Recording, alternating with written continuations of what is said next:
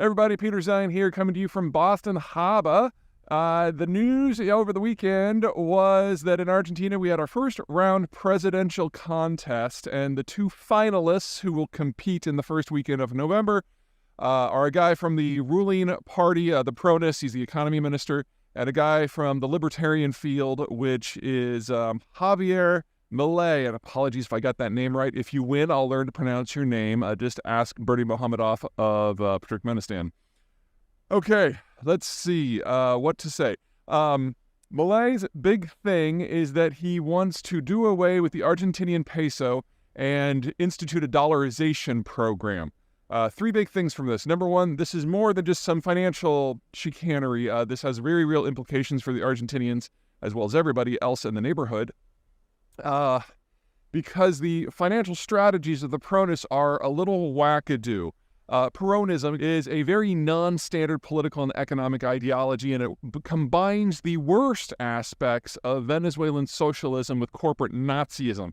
So basically, under a cult of personality on top of that. So if you can imagine AOC of the squad in the American Congress, one of those really left-wing weirdos, having a love child with Donald Trump, I mean, it would be an ugly, hideous child. But that's basically what Peronism is. And among other things, it's heavily unionized, but the government represents the unions, and it believes that the government should be able to print currency in any volume to pay for everything so long as you're a political ally. Needless to say, this has gotten Argentina into a lot of financial trouble over the last century. They've defaulted on their debt, I think, 9 times. And it should be a very successful country based on their demographics and the geography, but policy keeps getting in the way. So if you're an American who thinks that you can do no wrong, bear in mind that if you wake up every day for decades just trying to wreck everything, you can eventually become Argentina. So there is a limit to what we can get away with. Now, with that kind of in your back pocket, let's talk about the impacts here. If dollarization worked, it would destroy the ability of the Peronis, or really any government in Argentina, to use their central bank and their currency in order to manipulate events. And that is honestly the idea here that Milei has, is this: if we can wreck their ability to do what they've been doing these last 90 years, then that entire political ideology will die on the vine, because they'll actually have to then balance the books and do things like have fiduciary responsibility. And in that sort of environment, people who can do math are going to do better than people who cannot do math. So there's more at stake here than simply having a balanced budget. It's about eliminating what has been the dominant ideology of the country and has been very damaging for generations. But number two, it's not easy. The first step to dollarizing the economy is to remove all the pesos from circulation. And that means that the Argentine government under Milei would have to go out and get a lot of US dollars to buy back all the currency. And the government is completely broke. One of the reasons why the Peronis are printing currency like mad. So the first thing they would have to do is come up with billions and billions and billions of dollars in order to buy up all the old currency. Now, doing that is beyond the government's capacity right now, unless they do a mass devaluation. And if they devalue the peso by at least, say, 3/4, so make it worth at most 20 to 25% what it's worth now, then the number of dollars that you need would be significantly less. So in order to stop the budget largesse and the hyperinflation that comes from that, the first step would be to trigger hyperinflation. Needless to say, that would have not just economic but political outcomes. So not something that could be done easily, lightly, or without consequences. Which brings us to the third thing, whether or not it would even work. The whole idea of dollarization in the handful of countries that have done it is they believe that their institutions are not sufficiently responsible to be granted independent monetary policy and control over a printing press. So by doing away with that completely, basically ending the central bank, you then have a system where everyone is beholden to a much more responsible monetary regimen, that of the United States. You can cue the laughter for those of you who are gold bugs out there. The issue with this is that there's more things that the central bank does than just regulate the currency. They're also the lender of last resort. They're also the regulator for the banking sector. And if you have a central bank that does not have the capacity to step in and help the banks in a system that is as fiscally wobbly as Argentina, you're also going to have a bank run, a bank collapse, and nothing behind it to stabilize it. So for this plan to work, not only do a lot of things have to go right that are beyond Argentina's control, but Argentina would have to enter through a series of banking and fiscal reforms in a matter of days that most countries take a generation to do. There's a reason why dollarization as a rule is not something that states do, and it's certainly not a quick fix. It requires years of reforms, and it's not clear that the political and economic system in Argentina has that sort of durability or attention to detail. So honestly, dollarization as a rule reminds me a lot of Boston's participation in the Revolutionary War or modern sports.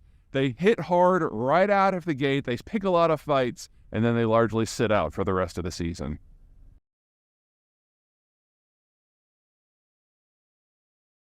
Hey everybody, Peter Zeihan here, coming to you from Austin, Texas at the 360 Bridge. A lot of you have written in with the same question.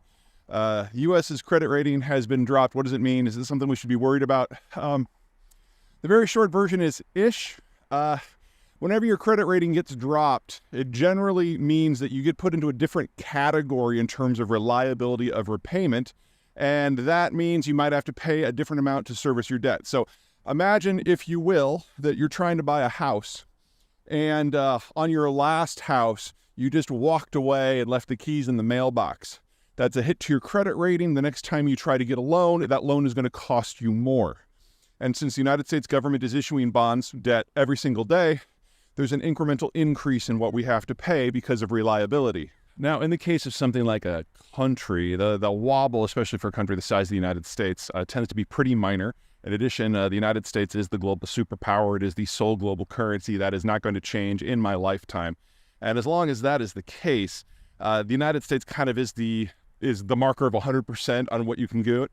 And anyone who's above that kind of gets extra credit. Anyone below that has to compare themselves to the United States. So we're talking at most a couple tenths of a percent in the difference on what financing costs are. Now, in a country the size of the United States, that comes out to something in the tens of billions of dollars a year. So it's not insignificant.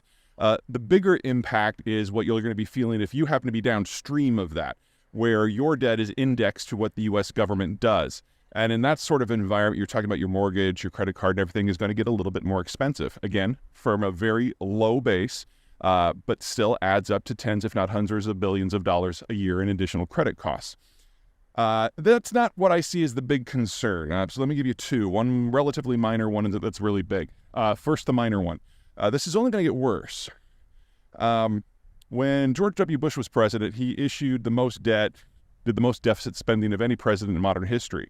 And then Obama came and was like, hold my beer. And he doubled it. And then Trump was like, well, I'm the best. I'm going to make the deficit huge. And he did so. And now Biden's in, he's trying to top Trump. So this isn't a Democrat thing. This isn't a Republican thing. This is just a bad math thing. All the fiscal people who have voted based on what the federal government will do with budgets have basically been purged from the political system on both sides. And so we should expect budget deficits to get larger and larger and larger and larger, especially as the baby boomers go from being the largest taxpayers in American history to the largest tax takers, as they go from people earning income and paying taxes to people who are drawing on Social Security, Medicare, and Medicaid and the like. So this is going to get a lot worse before it might start to get better in, say, the late 2030s when the boomers are mostly all gone. So bad news, but we'll live with it.